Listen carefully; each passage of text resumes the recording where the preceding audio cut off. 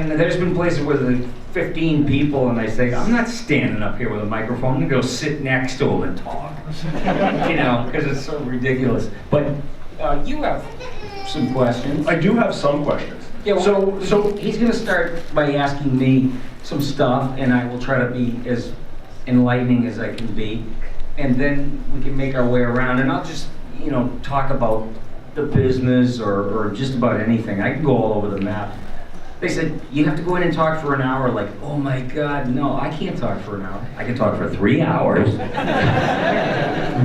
So there you go. So yeah, so I'm gonna ask for 10, 15 minutes, a few questions, and then I'm gonna go to the crowd. So just throw your hands up, and when that happens, I'll come over to you, give you the mic, say your question, he'll respond, and then I'll move along. Okay? Got it? Okay, here we go. Okay. So if we're signing on to a project to do like a game, a video game or a show or a movie, what do you look for most in either the script or the project that really would draw you towards it? Like, what do you look for most? A job. No, because I have immigrant mentality. You know, my uncles and that generation, they had immigrant mentality, which means that they would rather work 18 hours a day if they could, or their house would be gone when they came home. You know what I mean? It's that weird mentality of like, I know, if you're not working, there's something really wrong. So even though you've been doing it for like 30 years, you still have that thirst to look, like to keep going. Well, you know what it is? It's like the thing that shows you in the beginning. Like, I was talking to somebody that said, you know, all their friends that had particular majors in college graduated to not do anything like what their field was.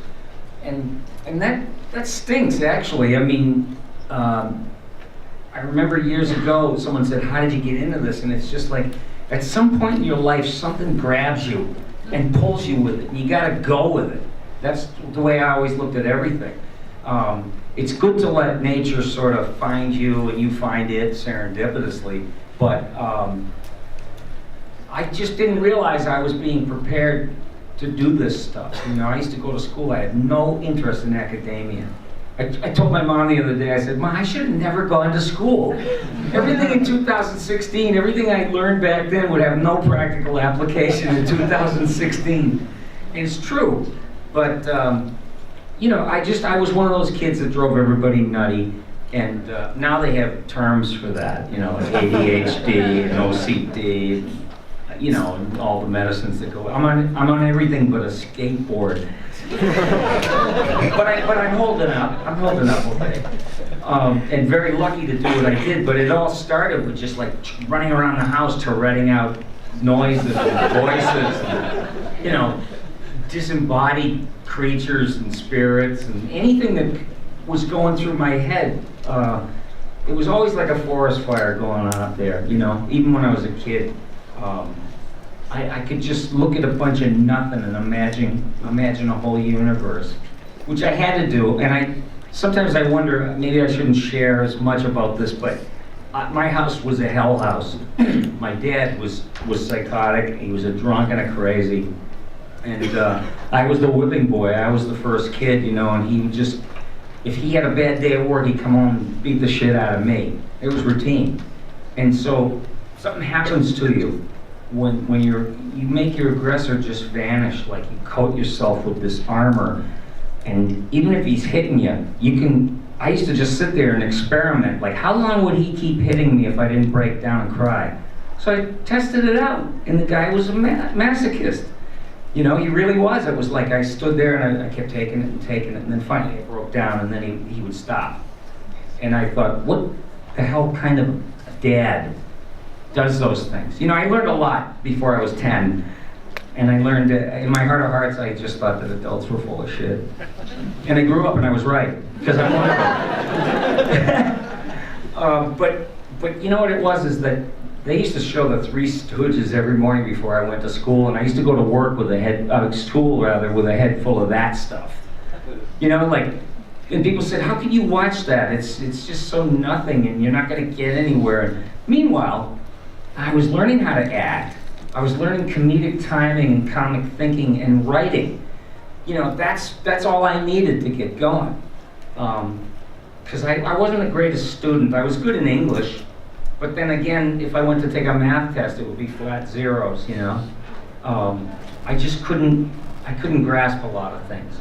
Why is it that, is anybody into physics and stuff here? Did anybody study it or anything? Because I don't know a lot about it, but I understand physics better than I understand basic math.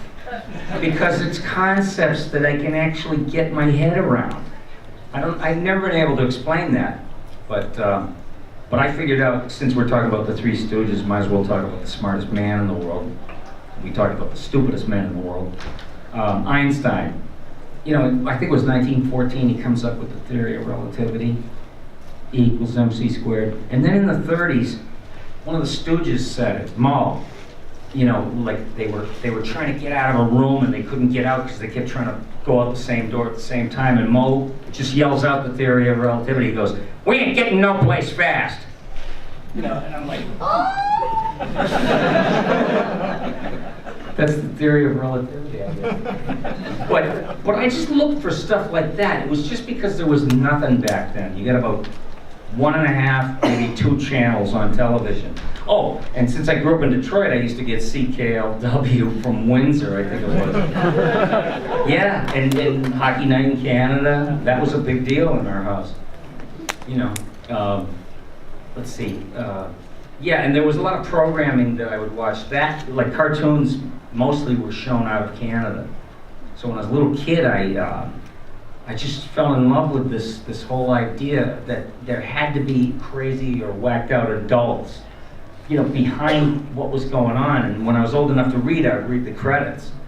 And, you know, I'd see like 2 names and I would have heard like maybe 20 voices. And I went, you know, I was blown away molecularly. I mean, I was in pieces on the floor.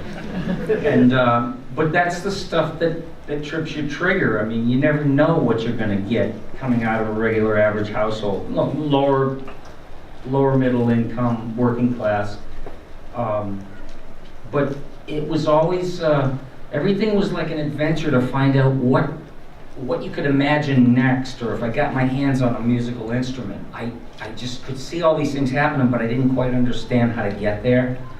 You know, but that's where the impetus comes from for wanting to be able to do these things, and you can't lose your passion. Like, celebrities are not my heroes, you know, they don't really mean a dismal damn to me if you want to know the truth. My heroes were artists, painters, sculptors, and architects, and, you know, composers, people that could really, really create something in and of themselves to pass on, to give to the world.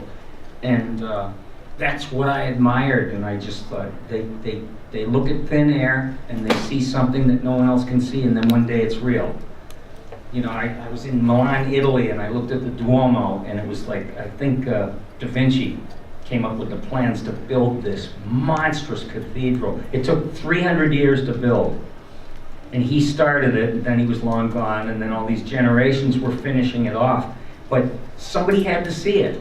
It had to be there. And that's kind of what I'm like with voices, you know. It's like, I can't wait till somebody gives me a new project or says, what do you think this character would sound like? So it was always kind of in the blood, I have to tell you. So while you were running around and had the crazy